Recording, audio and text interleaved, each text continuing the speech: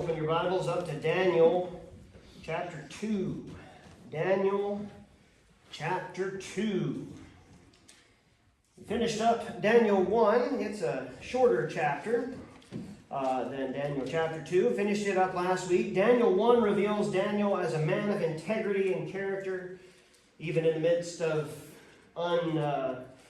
undesirable circumstances, shall we say. Daniel and his three friends, Hananiah, Mishael, and Azariah, held themselves to a higher standard than even that of the king of Babylon. They held themselves to the standards of Jehovah, and thus they were blessed by the Lord. They had decided long before the time when they had to publicly make a stand that they would not defile themselves with the things of Babylon that went against the law of God or that smelled of compromise. It says in Daniel 1:8 that Daniel purposed in his heart that he would not defile himself with a portion of the king's meat. But you could expand that. You could say Daniel purposed in his heart not to defile himself with anything that would have brought reproach upon the name of his God. Their godliness was noticed. Their godly testimony brought them to the recognition of Melzar, who was the man who was over the captives, and even to Nebuchadnezzar himself. He noticed that these four men were different in verses 19 and 20 of chapter 1. But this evening we're going to see integrity is not proved by just one test, but by many tests. This evening we're going to come to Daniel 2, and we're going to deal with the first of many of the dreams and visions that we will find throughout this book, which is so well known for them. This dream belongs to Nebuchadnezzar. We'll deal with the timing of it in a few moments, but look with me at verse number 1. It says, and in the second year, that does matter, by the way, the second year of the reign of Nebuchadnezzar, Nebuchadnezzar dreamed dreams, wherewith his spirit was troubled, and his sleep brake from him. We've probably all experienced this to some degree or another. You're in the midst of a dream. You're right at the part where you really want to find out what happens next, and you wake up. This was a little bit different than that. This was a dream that was very definitely portending the future, which is what all dreams were considered in this time. Dreams were considered to be omens or portents of things to come. The dreams of a king could give insight into the future of the nation that he ruled. We have other examples of that in Scripture as well. If you go back to the book of Genesis, you find that Pharaoh had dreams, and those dreams were significant, given to him by God to foretell of a famine that would come. That followed, the famine would follow the 7 years of plenty, and then you'd have 7 years of famine. We'll allude to that in a few moments as well. Verse 2, then the king commanded to call all the magicians and the astrologers and the sorcerers and the Chaldeans for to show the king his dreams. So they came and stood before the king. Have you ever had this where you had a dream, you wake up, and you remember that you had a dream. You remember that it was a neat dream or that it was a terrible dream, but you can't remember the details of the dream. And it's one of those things where it's right there. You just can't grab a hold of it. You know what I'm talking about? That's kind of where Nebuchadnezzar may have been. And so he has a staff who come to help him deal with his dreams. I don't have a staff. Usually if I have a weird dream, I say, Steph, you'll never believe what I dreamed about last night. Or I had a really weird dream. I don't remember what it was. But he has a staff, and he brings them. It's made up of the magicians. This could also be translated horoscopist. It's one who possesses occult knowledge. He brought in the astrologers. An astrologer is a conjurer, an enchanter, or sometimes someone who would be called a necromancer. A necromancer, one who communicates with the dead. Remember, when you read that word, astronomy is the study of the stars. Astrology is the belief that the stars direct our lives. We study, my children, I am fully behind my children taking astronomy in school. I would be very much upset if I discovered that my children were taking astrology in school. The astrologers come out, the sorcerers as well. This could also be translated enchanter or even a witch. Now, given their stand upon the Word of God, do you suppose that Daniel and his three friends would have been comfortable being looped in with any of these groups? The magicians, the astrologers, or the sorcerers? I doubt it. Let me give you a couple of verses. Exodus 22:18 says, "Thou shalt not suffer a witch to live." That's Exodus given to the children of Israel, and Daniel would have had access to it. Deuteronomy 18:10 says, "There shall not be found among you any that maketh his son or his daughter to pass through the fire, or that useth divination, or an observer of times, or an enchanter, or a witch, or a charmer, or a consulter with familiar spirits, or a wizard, or a necromancer. For all that do these things are an abomination unto the Lord, and because of these abominations the Lord thy God doth drive them out from before thee." So I can stand on biblical grounds and say that because Daniel was a man whose life honored God, he didn't practice these things. He was in a land that practiced them. Nebuchadnezzar, he had no problem calling in a witch or a necromancer or a magician or an astrologer. That's totally fine. It fits with his worldview, but it doesn't fit with Daniel's. It doesn't fit with Daniel. It doesn't fit with his three friends. But the last category that we have here, who were called before the king, the Chaldeans. The Chaldeans. This is a broader term, and it doesn't carry with it the negative side. The Chaldeans were code breakers. They were considered the wisest in the land, or we would even call them wise men. And these would be the great-great-great-great-great-grandparents of the wise men who would one day follow a star and go all the way to Bethlehem. These men are called into the presence of the king, the magicians, the astrologers, the sorcerers, and the Chaldeans. Which, by the way, Daniel's not among them at this point. But these men are called into the presence of the king, who's just awakened from sleep, and he's disturbed. Verse 3, "And the king said unto them, I have dreamed a dream, and my spirit was troubled to know the dream." Now, this was not an unusual request. These men had likely answered this call dozens of times. If they had had a longer career with the king, they had been called in on dream duty before. Hey, the king had a weird dream. He wants us to tell him what it is. And what would they usually do? Talk back to me here a little bit. What would they usually do when somebody came in and the king tells him his dream? What would they typically do? Tell him what he wanted. They'd make something up, right? They'd make sure it sounded right. I was at a book sale. I was driving through Fairfield and noticed that the library had a book sale, so I walked in there. Didn't get anything this time, but I saw there's a pretty thick book.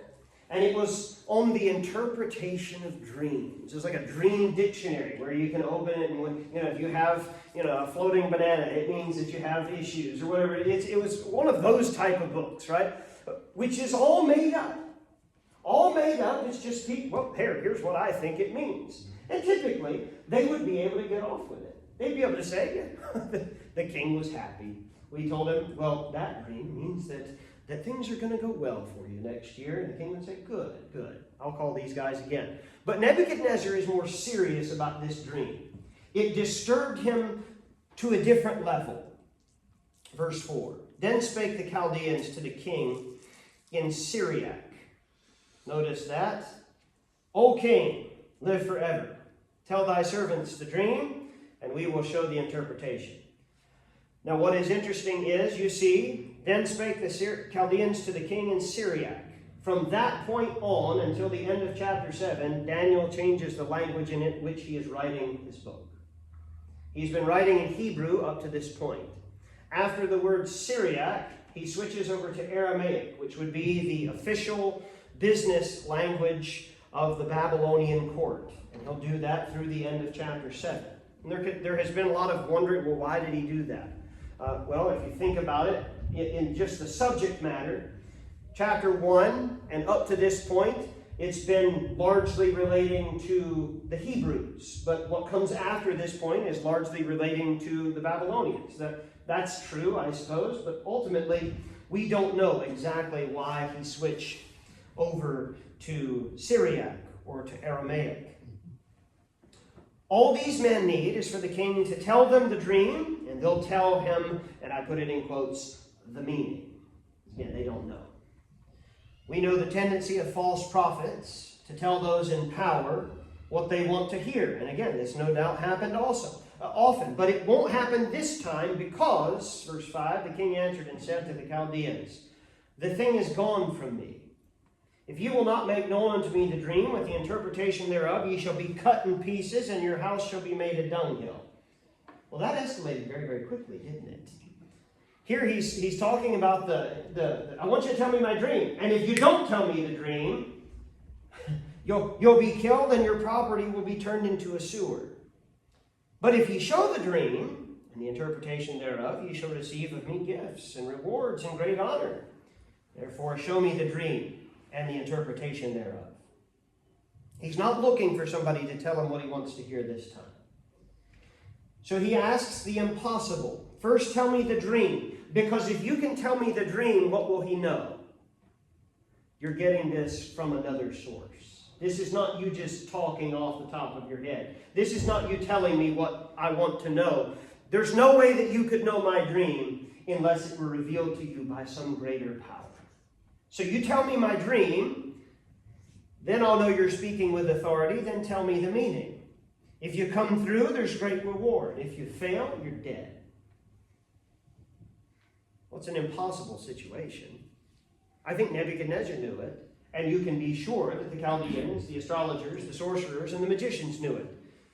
They answered again and said, let the king tell his servants the dream. We will show the interpretation of it. King, you're not playing according to the rules here. You're supposed to tell the dream first, and then we'll tell you what you want to hear. Verse 8, the king answered and said, I know of a certainty that ye would gain the time, because ye see the thing is gone from me. But if ye will not make known unto me the dream, there is but one decree for you. For ye have prepared lying and corrupt words to speak before me, till the time be changed. Therefore tell me the dream, and I shall know that ye can show me the interpretation thereof. Now, commentators are divided, and I don't know exactly why. But as I was looking in different sources, some believe that Nebuchadnezzar actually knew what his dream was, but he decided to withhold it to prove the veracity of the interpretation. But I struggle to get past, this is the second time that he said, it's gone from me. If you've ever had this, and again, maybe you'd say, I don't dream much. But if you dream from time to time, perhaps you've had, and I have this from time to time, I will have a dream, and I'll remember part of it when I wake up, and then quickly it leaves. And then later on that evening, I'm driving somewhere, and who knows what it is that I see or hear or smell or whatever it is, and the dream comes back. And suddenly I remember the gist of what it was. Perhaps that's what Nebuchadnezzar is doing. Regardless, if he knows the dream and he's withholding it, or if he says, it's right there, I just can't remember. I can't put it in. It was a shrewd move. Because if they can't be trusted to tell what happened last night, then how can they be trusted to tell what's coming tomorrow? Nebuchadnezzar understands this. Well, the wisest men of the land declare this to be absurd. Verse 10, the Chaldeans answered before the king and said, there is not a man upon the earth that can show the king's matter. By the way, absolutely true. There's not a man upon earth who can show the king's matter. Therefore, there is no king, lord, or ruler that asks such things at any magician or astrologer or Chaldean. And it is a rare thing that the king requireth.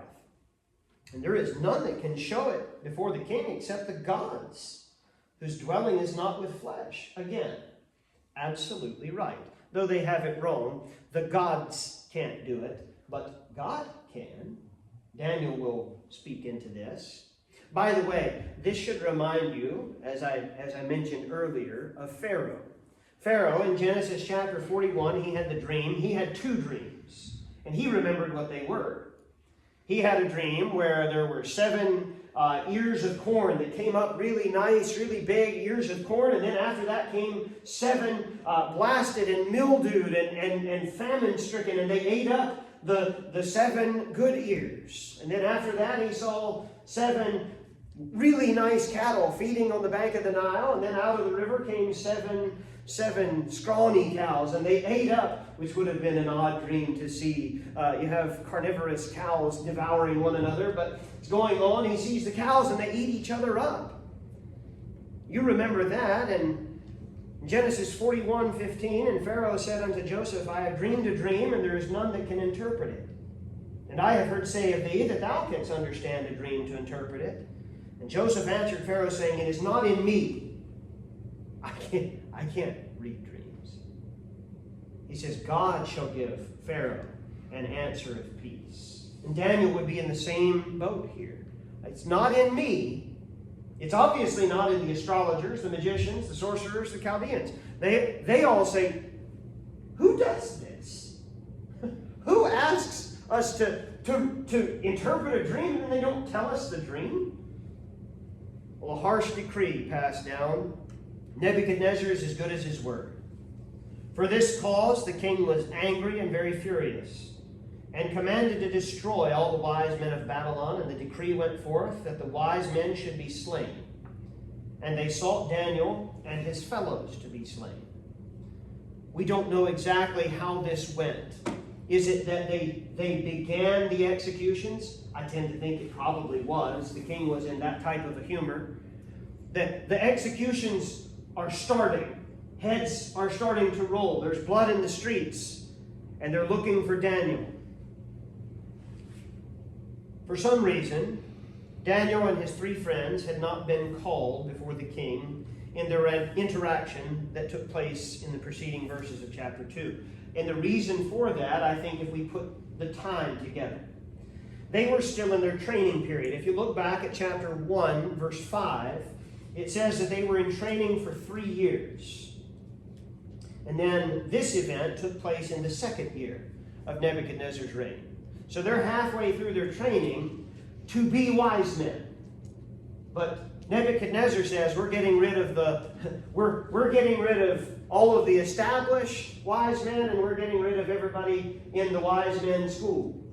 We're starting fresh with wise men here. And so Daniel takes a bold step of faith. Verse 14, Then Daniel answered with counsel and wisdom to Arioch, the captain of the king's guard, which was gone forth to slay the wise men of Babylon. He answered and said to Arioch, the king's captain, Why is the decree so hasty from the king? It does seem a bit quick, doesn't it? To kill everybody on your staff because they couldn't tell you your dream. Why is the decree so hasty from the king? Then Arioch made the thing known to Daniel. Then Daniel went in and desired of the king that he would give him time, and that he would show the king the interpretation. Then Daniel went to his house and made the thing known to Hananiah, Mishael, and Azariah, his companions, that they would desire mercies of the God of heaven concerning this secret, that Daniel and his fellows should not perish with the rest of the wise men of Babylon. You see, Daniel knew Deuteronomy 29:29 that says the secret things belong unto the Lord our God. The reason that this was a step of faith, Daniel went to Nebuchadnezzar, and what did he tell him? Give me time, and I'll give you the dream and the interpretation. He didn't have it then. So it took faith. I'd imagine this was one of the most heartfelt prayer meetings that you could imagine. These guys, again, they probably knew people whose heads had already rolled. And if we don't get the answer, we're next. Verse 19. Then was the secret revealed unto Daniel in a night vision. Then Daniel, listen to the words that are used here. Then Daniel blessed the God of heaven. And Daniel answered and said, Blessed be the name of God forever and ever, for wisdom and might are his. And he changeth the times and the the seasons he removeth kings, and setteth up kings. He giveth wisdom unto the wise, and knowledge to them that know understanding. He revealeth the deep and secret things. He knoweth what is in the darkness, and the light dwelleth with him. I thank thee, and praise thee, O thou God of my fathers, who hath given me wisdom and might, and has made me to know now what we desired for thee. For thou hast now made known unto us the king's matter. We spoke on Sunday evening in our study of 2 Kings that God does not share glory. God doesn't share glory with other idols.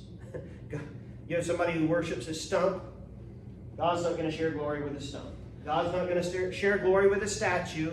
And God also doesn't share glory with people. God doesn't share glory. God is not interested in sharing glory with Daniel. But Daniel's not interested in taking it. You note from his language. He says, this was God. This was God. This was God. Everything about it, God gave this. God gave the insight. Now we're going to read an extended portion here, and then we'll make some comments. Verse 24. Therefore Daniel went in unto Arioch, whom the king had ordained to destroy the wise men of Babylon. He went and said thus unto him, Destroy not the wise men of Babylon. Bring me in before the king, and I will show unto the king the interpretation. Then Arioch brought in Daniel before the king in haste, and said thus unto him, I have found a man of the captives of Judah that will make known unto the king the interpretation. And the king answered and said to Daniel, whose name was Belteshazzar, Art thou able to make known unto me the dream which I have seen and the interpretation thereof? Daniel answered in the presence of the king and said, The secret which the king hath demanded cannot the wise men, the astrologers, the magicians, and the soothsayers show unto the king. But there is a God in heaven. Again, you see what he just did? There's no, yeah, I actually can. No.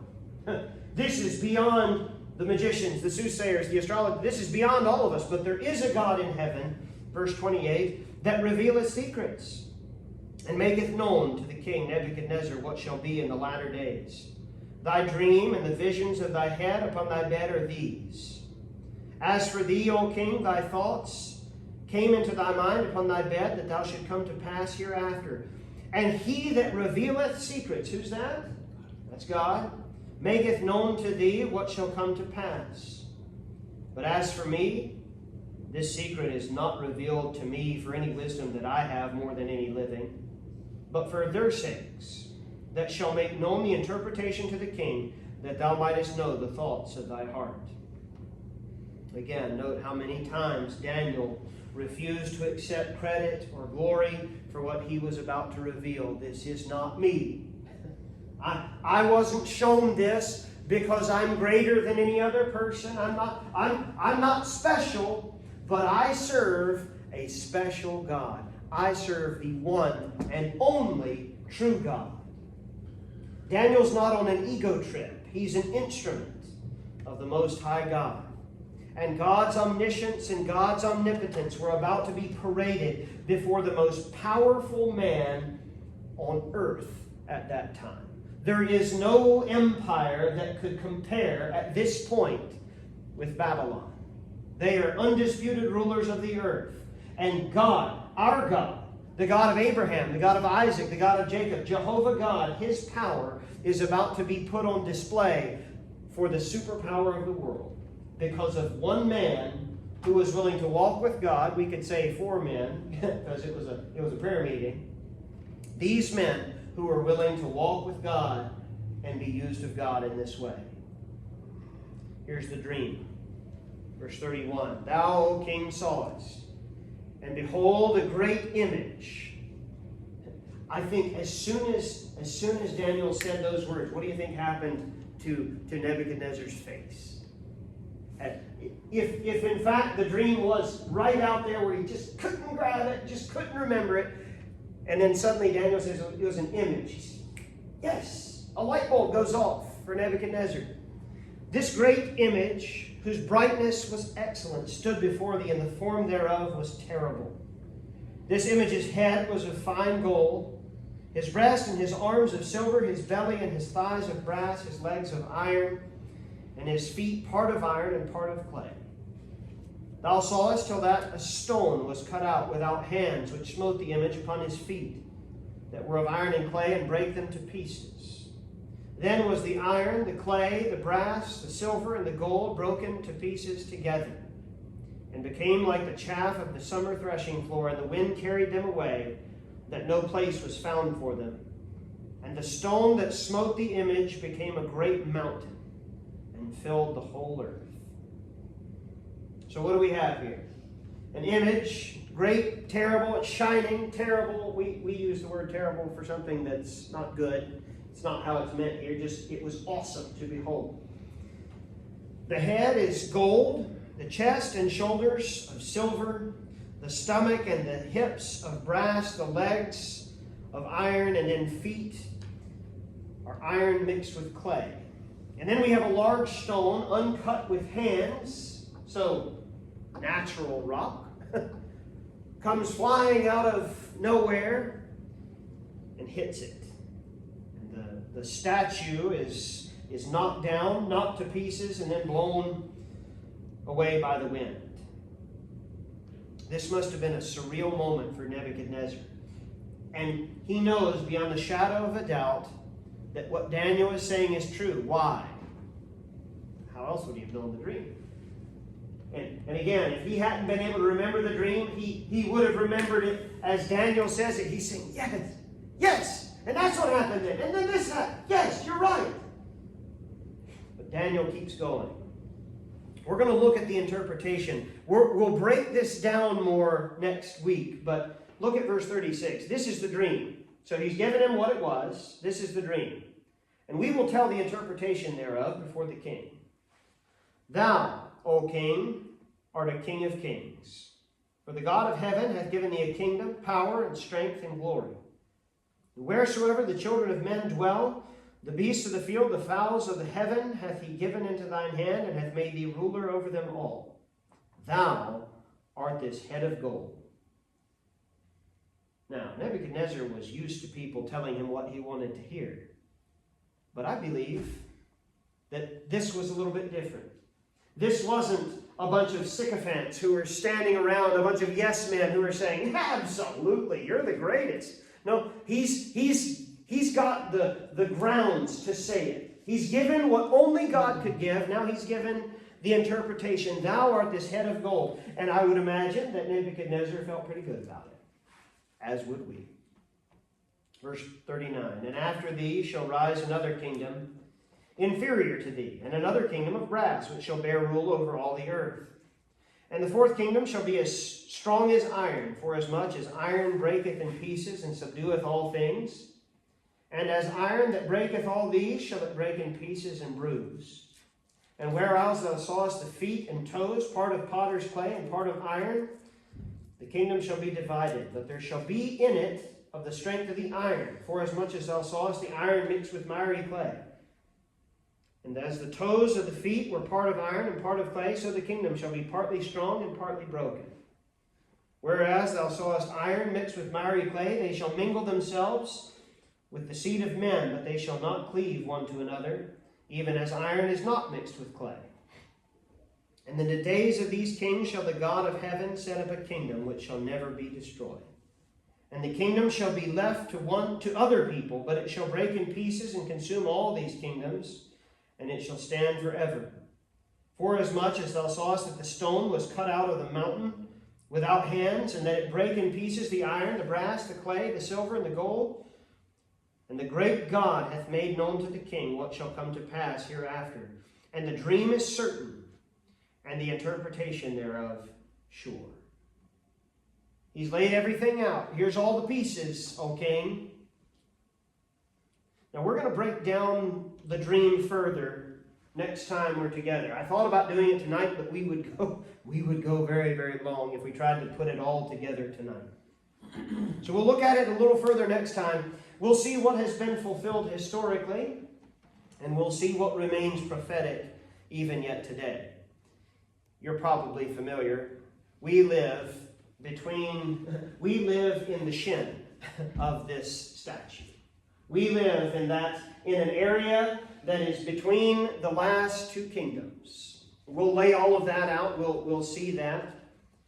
But tonight we've seen kind of the prelude to it. Daniel's about to get real deep into prophecy, and it's fabulous how intricate and how exact Daniel has been able to be. Again, because there's a God in heaven, not because Daniel could see the future, but because God is the God of the future. It's not that Daniel had a crystal ball. Daniel was in communication with God, who does all things well and who knows the end from the beginning. So my question for you would be, who's the hero of this story? Yeah, God. If you say Daniel, it would make Daniel upset. Daniel knew at the time that he wasn't the hero of the story. God is the only hero. Daniel was used. Daniel was a willing vessel who allowed God to use him, but the glory goes to God, even in the moment. Now, had the roles been reversed, what would have happened if it had been one of the astrologers, one of the soothsayers who had been able to pull out what the dream was, who just took a lucky guess and got the dream right? Well, do you suppose he just said, it's not me, there's a God in heaven? No, he said, it's all me. You better take care of me. Daniel says, it's not because I'm special. It's not because I have more wisdom than the next guy. It's because I serve the God who has all wisdom. Deuteronomy speaks about genuine prophets and false prophets. Deuteronomy 18:20 says, but the prophet which shall presume to speak a word in my name, which I have not commanded him to speak, or that shall speak in the name of other gods, even that prophet shall die. And if thou say in thine heart, how shall we know the word which the Lord hath not spoken? When a prophet speaketh in the name of the Lord, if the thing follow not, nor come to pass, that is the thing which the Lord hath not spoken. But the prophet hath spoken it presumptuously, thou shalt not be afraid of him. What is God's requirement for his prophets? What's the level of accuracy that's required? 100%. You can't miss it even a little bit. How many of you are familiar with the name Nostradamus? You hear that name thrown around. He was a prophet of years gone by, and people he's 60% right. So 60% right. If you make enough prophecies, you'll be 60% right, especially if you make them vague enough. That's what happens quite regularly. Those who speak on behalf of God as a prophet, those foretelling the future, they have to be 100% right. If they're wrong even a little bit, they're not speaking on behalf of God. Daniel's faith in this case, he's revealed himself to be a prophet of God, and he will continue to. This isn't the last of Daniel's prophecies. Daniel's going to have more. He's going to have prophecies far, far more intricate than this. This is kind of a general, this is a broad strokes prophecy. This is foretelling the empires and the order they're going to go in. He's going to get down into the details of who's going to rule this and how that kingdom is going to break up and who takes power after. He's going to get really exact. And he's 100% right in every detail, every time. So Daniel's faith has shown itself under pressure 2 times now. Once in the matter of his diet, and now in the matter of the king's dream. True faith and integrity are most visible under pressure. Why does God allow me to go through this? Why is God allowing me to have all of this weight on me right now? Because that's where true character shines. That's where true men or women of God are seen. And the glory doesn't go to them, the glory goes to their God. That's how it should be. That's how it was for Daniel.